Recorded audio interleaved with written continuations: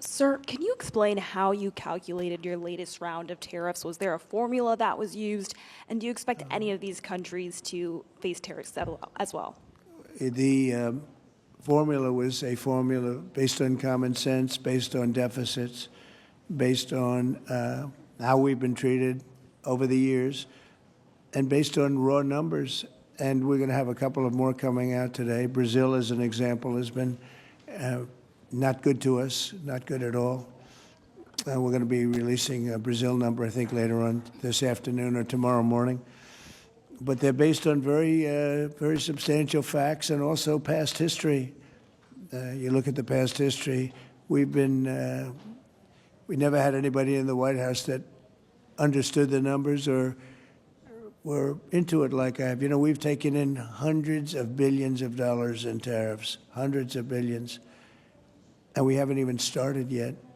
And it's going to be a great thing for our country. I think it's going to be a fair thing for the world. And we really haven't had too many complaints because I'm keeping them at a very low number, very conservative, as you would say, number. And we haven't had, I'm sure they will be complaining at certain points, but we haven't had complaints. We've been treated very unfairly by both friend and foe. And friend has treated us very badly. It's not even believable that for so many years, you know, I was using tariffs in my first administration. We had the most successful financially administration that there's ever been. This is going to be much better.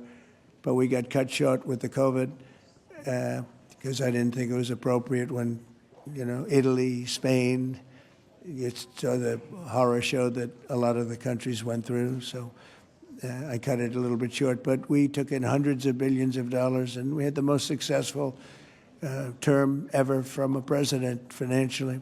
But this is going to be much more successful. Yes, please. Do you expect any of the countries here to face tariffs as well?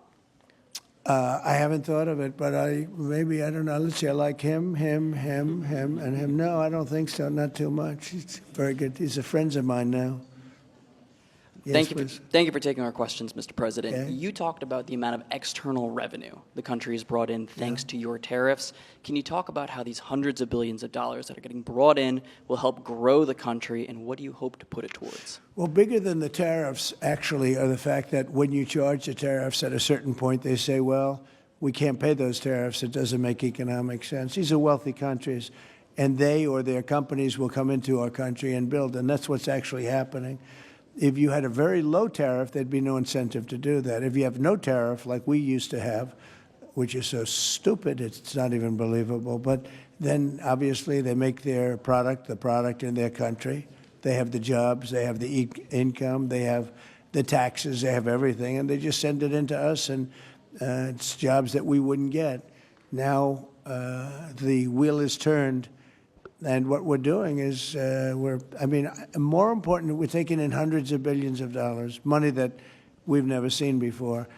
But more important than that, we have a lot of people that would rather not have to pay that. So they're coming in and they're building plants. AI, we're leading everybody, including China, by a lot with AI. They're building their own plant. You heard me say yesterday, they're building their own electric generating plants to go along with the factories or plants that they're building. If they want to do that, we're getting them fast approvals, very fast turnarounds. They're using mostly natural gas to start off, but they're using coal. They have the right to use coal. They have the right to use nuclear. Nuclear's come a long way in the last 5 years. So we're getting them very fast approvals. We have factories and plants building at a level that we've never had in this country before. Yeah. And secondly, a study from the Council of Economic Advisors. You put it on Truth Social yesterday. It showed that your assessment that tariffs would slow inflation was accurate and that the prices of imported goods since February has fallen. That your assessment was right, the critics were wrong. Why do so-called experts continually misread your economic policies, sir? Well, it's not the experts. It's the fake news and a combination of that and the Democrats. I saw an ad on television today on Fox. And it was some ad about, Trump has raised costs. It's the opposite. I actually put out a statement. I brought down costs. I brought down the cost of groceries. I brought down the cost of tremendously groceries. If you remember my first week in office, the the press was screaming at me about the cost of eggs. They were 4 times higher than they were just a short time ago. That was caused by Biden and stupid policies, and we got that down. And by Easter, it was normalized, and now it's actually even at a lower price. So when I see an ad like that, it's always good to respond. I feel you have to respond. It was an ad that things are more costly. No, they're much less costly. Yesterday, $1.99 a gallon. There's 2 states, 3 states were selling gasoline at $1.99. You haven't seen that for a long time.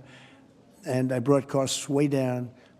Just about every cost. I can't think of a cost that went up, but just about every cost. So what they do is they lie. I mean, they take ads. You'd almost think that the advertising station would stop it because they know it's wrong. It's such a lie. All you can do is say it's a lie and explain it. I guess I have the ability to explain it at conferences like this, so I like to take advantage of it and do it. But costs are substantially down under the Trump administration. And as you know, Biden had the highest inflation, I believe, in the history of our country. They say 48 years, but regardless, I think it was really the highest in the history of our country. And they were up to numbers that nobody ever saw before. And we have inflation now totally under control. We have a Fed chairman that, if he was doing his job properly, would lower interest rates. But we're bullying through even that. We're doing so well, it's not having that kind of an impact on us. But you want to see a rocket ship? We should have the lowest interest rates, because without us, there's nothing. And we have a strong country now, and we're taking in a lot of money. And other countries aren't even complaining. They got away with murder. They took advantage of a lot of very stupid people that sat in the seat, very stupid people, or people that didn't understand business or something was going on.